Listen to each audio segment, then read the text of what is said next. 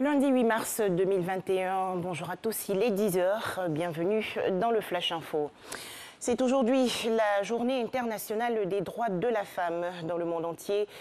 Plusieurs activités sont organisées pour mettre en avant la lutte pour la réduction des inégalités par rapport aux hommes. Thème retenu pour ce 8 mars 2021, leadership féminin pour un futur égalitaire dans le monde de la Covid-19. La journée internationale des droits de la femme est également célébrée à Kombolokura, dans la région nord de la Côte d'Ivoire. Dans cette localité, les femmes rurales se mobilisent pour lever les entraves à leur épanouissement économique et social. Les explications dans ce reportage de Kwadio Kwame de RTI Bouaké.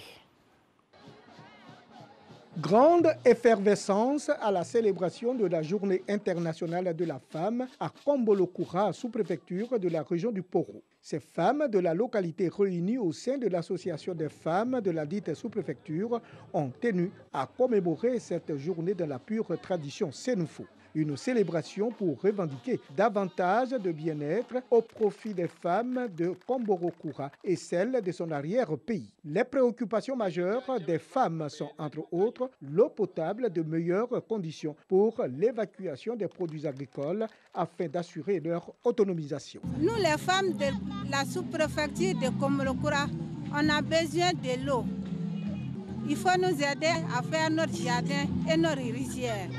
Parrain de cette journée, le sénateur Siloué Cagnon Augustin. Le vice-président du Sénat a encouragé ces femmes et assuré qu'il compte apporter sa contribution pour le bien-être de ces femmes rurales. Siloué Cagnon a aussi rappelé les efforts du gouvernement pour un mieux-être de tous. Il s'agit du développement.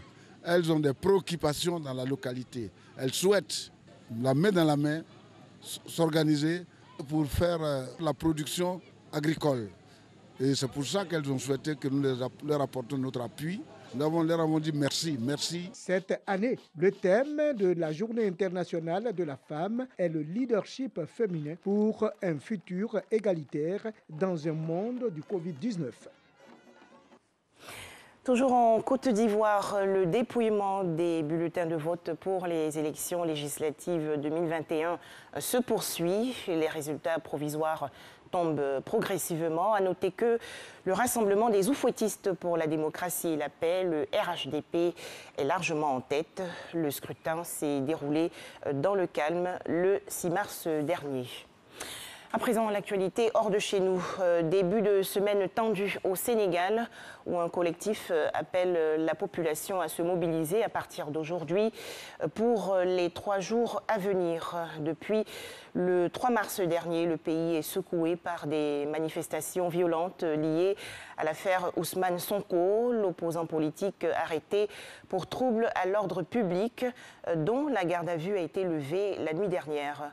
Ousmane Sonko, qui n'a pas été libéré pour autant, doit se présenter aujourd'hui devant le juge d'instruction dans une autre affaire où il est accusé de viol et de menaces. En Guinée équatoriale, des explosions ont entraîné hier la mort d'une vingtaine de personnes et ont blessé plus de 500 autres. Annonce faite par le chef de l'État, Teodoro Obiang Nguema.